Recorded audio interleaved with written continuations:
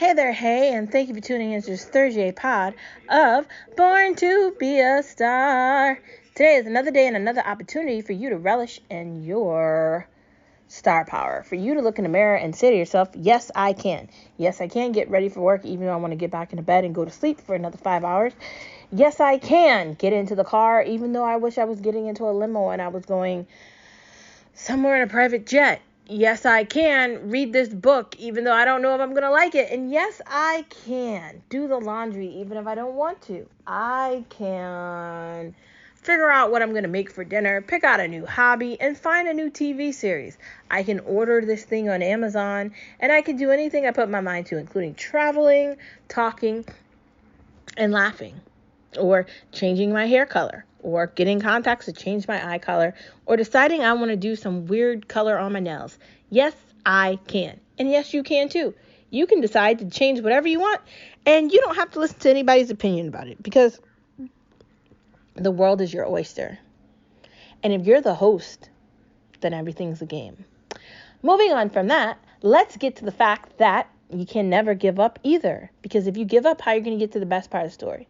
The reason why John Cena is so powerful with his messaging of never give up is because there's people going through difficulty and persevering through something bad and being positive and being a ray of light in that time frame is so encouraging, so uplifting, and so rewarding. And don't you want to be that difference in someone's day?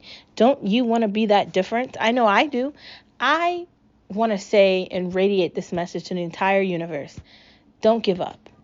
I know it's difficult, but stay the course.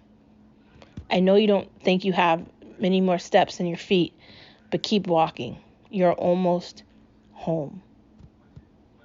And let never give up resonate in you so it can resonate in someone else that might need to hear that message from you listening to me right now. Nobody ever said life was going to be easy. It's likely always going to be hard. We are always going to experience something that makes us stronger tomorrow. And sometimes that's beautiful, and sometimes that's ugly, and sometimes that's painful, and sometimes that's painless. But taking that into consideration, you have to be positive and full of harmony and faith, because someone's going to come in your life and they don't believe in anything. And you have to change their lives by telling them to believe in themselves. By saying, never give up. Following the never give up is another thing that I want to say to people, especially people I'm related to. Why not today? Maybe you should be responsive to the fucking text messages on a family text. Like, maybe you should be responsive. Like, why are you waiting for tomorrow? Like, why are you acting like you have forever to do something? If you need to get the washing machine fixed, or the dishwasher, or you need to paint the wall, or you need to throw things out, why are you waiting to throw them out? Why aren't you throwing them out right now? What are you waiting for? Those are the questions I have to ask. And I think everybody should be asking themselves that too. Why continue to put off today for tomorrow when we don't know if tomorrow is coming? I mean, if anything, the stuff that happens in Israel and around the world where people are killing people for no reason just because they believe in some insanity, right? That should make us understand that we have to make more decisions faster. And we have to do things at a faster rate, because we don't know if it's going to be like a sci-fi movie and it's going to be like World of War, or whatever that thing was called, with the big aliens coming in and taking over everything. You never know. I'm just going to say that and mean it. Following the mantra of the day with yes, you can never give up, and why not today, let's get into some of these headlines. I have been skipping out on talking about unapologetic laughter. But let me tell you something that I think is unapologetic laughter. When you have someone that continues to give their opinion on something, yet they have no idea what you're talking about, that. Or you have another person that always wants to fit in, so they're desperate and they'll say anything to anybody else so they could be a part of the conversation. I've witnessed that a lot, right? It's tacky, man. And I've probably done it myself, but I'm just really at this point in my life where I'm able to recognize stupidity, whether it's from myself or others or strangers, and overhearing conversations, being involved in the conversation, witnessing the act of someone taking course away from where the fuck they actually are, trying to be a part of something that they don't actually agree with because they want to sound like they're on point. It reminds me of these fucking politicians that do this all the time. Fake isn't funny, which is why I make fun of Kim Kardashian all the time. You might be successful with Skims or whatever the else you're fucking doing, but you're still a scam artist. And we can all tell, man, having sex and having someone record it and then signing a deal with Ray J and then your mother pimping you out, man. I mean, the joke's up. We caught you. We know who you are. Your children know who you are. And you're not better than anybody else. In fact, you're probably worse.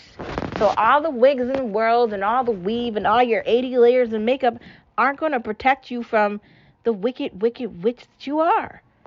And finally, when it comes to unapologetic laughter, let us laugh at the fact that we're going to be spending $24 on fucking Netflix, $25 on this fucking Disney Plus bundle, and $80 a year on Shudder. And they're going to continue to go up because fucking Hollywood wouldn't shut up.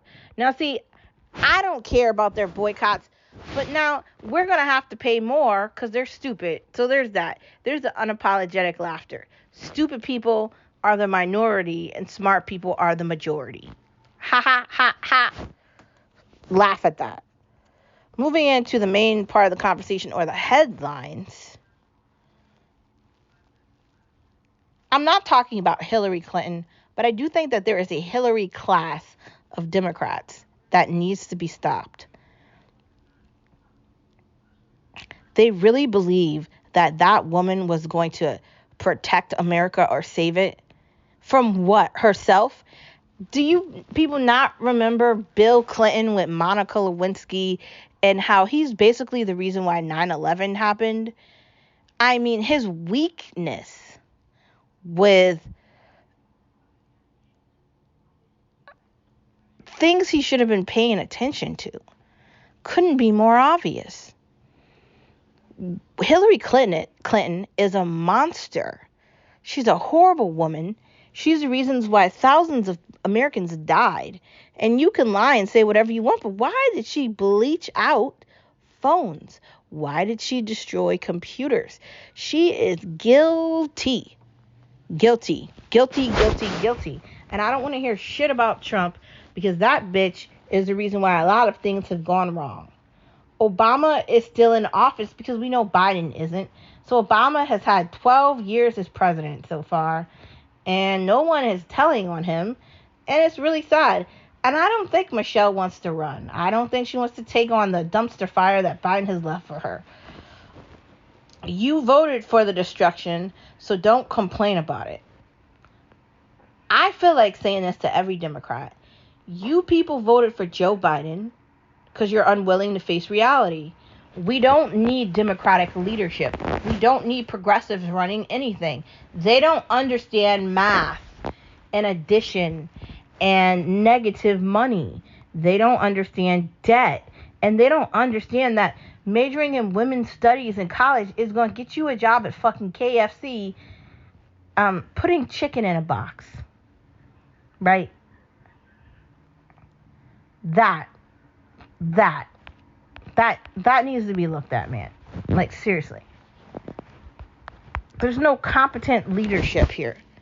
Obama, clearly a racist liar. And all these people that don't even really matter, have done a great job at dismantling the United States of America, breaking parts away, making it seem like it's okay to put, like, bisexual beings in front of children, making it seem like it's okay for children to learn about sexual body parts, and it basically put porn in their faces. Now, clearly, porn is extremely destructive, and it definitely damages people's minds. Not only does it damage their minds, but it could possibly damage their bodies. So who thought it was a good idea to put this in front of children's faces? Like, I just, at some point, do we call this shit out? Because, like, I don't understand, man. I'm at the point where it's like, these teachers shouldn't be getting paid all this money that they get paid because they don't care about these kids. They pass them along to the next fucking grade. These Democrats that vote for these Democrats in these Democratic states, like the one I live in, unfortunately, they make these decisions and then they want to act like the consequences aren't real. But everybody is dealing with higher inflated prices and everything just costs more, including the gas at the gas station, because you keep making fucking stupid decisions and you think it's okay. So you know what? I'm going to be fine. I'm going to be able to buy whatever the fuck I want. I'm going to be able to go to the nail shop. I'm going to be able to order my gourmet made meals for my every week meal prep for work. And I am going to be able to fund my German vehicle. And you know what? I'm not going to give a fuck about the homeless people on the street or any of that, okay? Because you made this bed and you motherfuckers can lay in it. If you decide to be democratic, then don't complain about it after. If you don't like the people that are in your neighborhoods, in your communities, in your state, or the fucking illegal aliens that are taking over the schools in Chicago, I don't want to hear a fucking thing about it because you all voted for it. You need to understand your power. And your power isn't yelling and acting idiotic or ignorant. Your power is your vote. And if you didn't use your power for a correct reason, you should be listening to what the fucking Malcolm X is saying. Not doing the opposite. If you didn't listen and you decided to act dumb because you like these stupid fucking handouts that they give you, don't complain about it after, because your kids are ignorant. They can't fucking read. They can't write. They cannot add. That's the future we're living in. This destruction is your fault. Can't blame anybody else for it. And I'm not going to say you got indoctrinated, because you willingly got indoctrinated. Trump isn't a loser, and he never was. And I know saying those words out loud is probably pissing off people somewhere, some way. But I am a Trump supporter. I am a real Republican and conservative. I believe in America first. I don't believe in America second. I don't believe Ukraine should have things paid for from the American people. I don't believe any of that. I don't even believe that America should put Israel over America. But what I do believe is that America has to be first for America. And if it isn't, then we're all doomed. So there's that. The next part of the conversation. Laughing is a beautiful thing. It doesn't take a lot of effort. It doesn't take a lot of time. And it's kind of fun to do. And I know that we frequently want to feel bad for ourselves or feel like we've been deceived or let down, but we have to find laughter. We have to laugh at difficult situations, and we need to find humor. Suffer for the growth. Sometimes things are going to be difficult when you're trying to accomplish something, and sometimes you just have to get through the difficulty to get to the good. Online isn't reality. I know that people want to pretend like virtual reality is real. And I know that it's more convenient for you to put something on your fucking face, the goggles, and pretend like that's so cool. But the video game shit is really fun to an extent. At some point, you're going to have to talk to people. You're going to have to move out of your mom's basement, and you're going to have to act your fucking age. Like, am I talking to a 12-year-old or am I talking to a 22-year-old? Like, you're going to have to figure it out. But I don't think people want to. I think they like being coddled. I think they like taking advantage of the situation. Putting on some fake-ass glasses going into VR is a distraction and an escape from their reality. And I think if they could, they'd never be in real reality. They want to be in the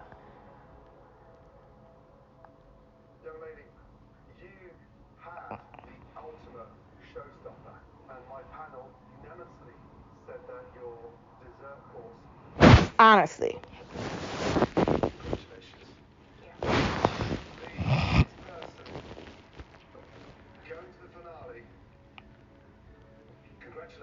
Competition is good for the hustle. If you want to be good at something, you got to be competitive. If you want to be great at something, you have to be extremely competitive. Honestly.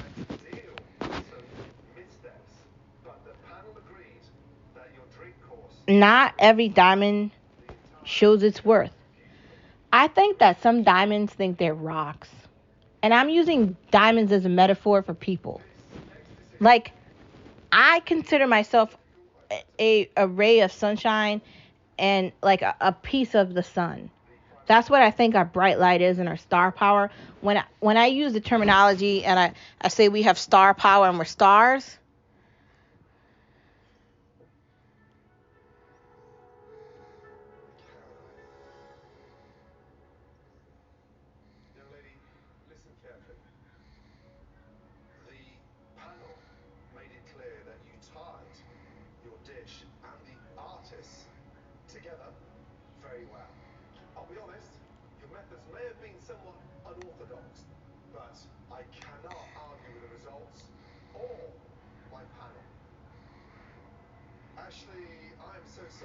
honestly,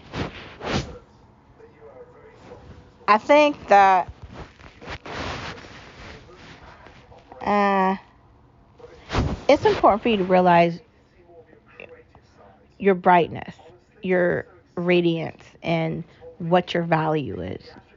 You have to look in your mirror, you have to understand your shine, and you have to radiate with that. And if you don't, you won't succeed. A diamond needs to know its worth because it's not a rock, it's a diamond. Moving into the next part of your conversations, are you the one? Is there going to be a new season of that? Make Me Scream, that looks kind of scary. That's on Netflix. Gen V, that is on Amazon. Wilderness, I feel like I want to watch it, but I don't know.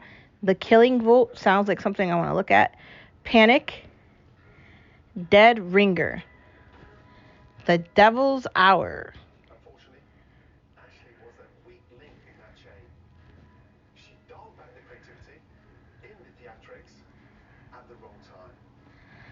Too Old to Die Young. That sounds the most interesting to me. I don't know. We'll see what happens. But I'm going to watch it at some point. Moving into food, creamy garlic mushroom. I don't know. Dan Dan noodles. I kind of want to make it. I saw a really good recipe for it on Pinterest and I'm willing to try it. Cheeseburger tacos. So basically you get tacos, right? Soft tacos. And inside you put in burgers and cheese and ketchup and mustard. Boom. Maybe some lettuce and tomatoes. Who doesn't want that? Homemade fish fillet. Um